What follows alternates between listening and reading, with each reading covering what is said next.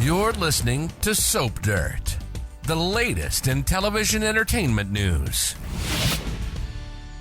Hey, Days of Our Lives fans, I've got your weekly prediction editions. We're going to talk about EJ's new romance and Sophia escaping. It's Belinda from Soap Dirt, and I've got predictions for EJ and Chad, for Sophia and Trey, for Brady and Sarah, for Rachel, Brady, and Tate, and also for Cat and EJ. Let's dive right in. If you're not following us, please reach down, hit that subscribe button.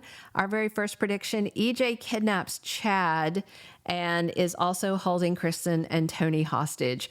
So Friday Days spoilers have the Hortons missing one of their guests that's supposed to be at the Thanksgiving table.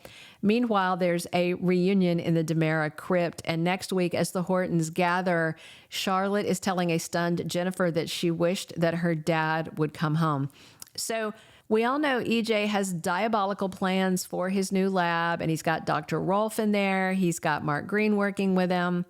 And Kristen and Tony, who may or may not be Andre, are locked up in the family crypt. So Kristen was snatched from Statesville and has been reported as an escapee. Tony went missing in Greece while on a cruise with Anna. Chad, meanwhile, is on the outs with Jennifer, who wants custody of his kids. So on advice from Jeremy, we saw Chad packing a bag and moving to the Salem end temporarily.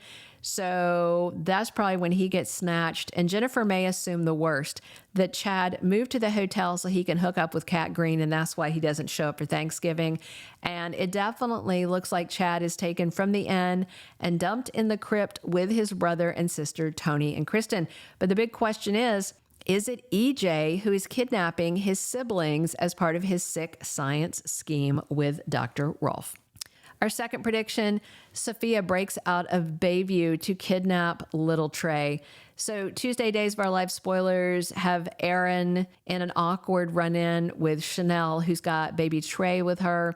Also this week, Ari and Tate and Holly and Erin have a Friendsgiving toast, and Chanel is out in the square with Alex and Stephanie this week. So teen mom Sophia had a complete and total mental breakdown. She's in Bayview after all her dirty deeds came out, like trashing Chanel and Johnny, setting up Holly, lying to everybody. Many fans are questioning, though, whether Sophia is faking her catatonic state.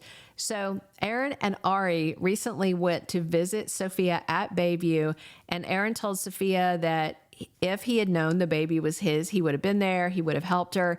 And Erin said that their baby was in a loving home and would have a great life. So Sophia looked like she absorbed what they were saying, and she teared up after Ari and Erin left. So Sophia may put two and two together and realize that Chanel and Johnny adopted little Trey anyway, which is not what she wanted at all. That was the last thing that Sophia had planned to happen, because she interfered heavily trying to prevent it, and including inventing a sleeping with a student scandal to make Johnny look really bad and shady. So Sophia may not be done quite yet, and she may not be that heavily guarded at Bayview because she's catatonic, but I wonder if she is faking or suddenly comes out of it. And then Sophia breaks out of Bayview and kidnaps the baby from Chanel and Johnny because she's still so twisted up inside.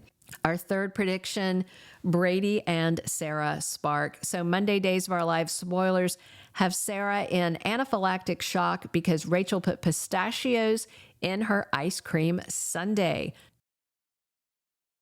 Of course, Brady's horrified by what Rachel did, but he's also horrified when Rachel said that Kristen didn't shoot EJ, she did it. So Wednesday Days spoilers have Brady and Sarah in a close moment, but Xander interrupts them. So up till now, Brady and Sarah have been friends. They support each other. She helped Brady deal with John Black's death and Marlena's health issues and Rachel's shenanigans. And he's been there while she's been going through all these issues with Xander. So Sarah and Brady may get even closer soon, despite his daughter Rachel trying to kill her. And I'm sure Brady's going to tell Sarah that Rachel said she's the one who shot EJ. Our leaker told us that Brady and Sarah are going to have a slow burn romance, with Brady's feelings much stronger than Sarah's because she is still very much in love with Xander. So I do suspect Brady tells Sarah that he's sorry about what Rachel did, and Sarah's going to feel bad for all the things that Brady's daughter is going through. And then there's going to be a little spark. And I think that is what Xander walks in on when he comes to check on Sarah. And I expect after that, Brady and Sarah heat up as we head into the holidays, but hopefully they're not going to turn around and hit the sheets really fast or anything. Our fourth prediction: Rachel is sent to Bayview after the shooting recall breaks her little brain. Monday, Days of Our Life spoilers have Brady demanding answers from Rachel while Marlena confronts EJ. Tuesday spoilers have Brady telling Belle something really difficult and Tate opens up to Ari. Thursday spoilers have Brady and Tate keeping a close eye on Rachel. So Rachel got mad at Sarah getting close to her dad, and she triggered Sarah's allergies, fully knowing it could kill her. But Rachel did try at the last moment to stop Sarah from eating it after Rachel heard a different story about how much Sarah loves her versus the tabloid story she read online about the kidnapping. But it was too late. Sarah's got this allergic reaction shock, and that triggered Rachel's memory of shooting her uncle EJ. So before Rachel tells Brady this week that she shot EJ, the only ones who knew were Kristen, EJ, and Marlena, and all three vowed to keep it a secret. So this week, Rachel has some sort of medical or psychological break of her own after confessing to Brady that she shot EJ.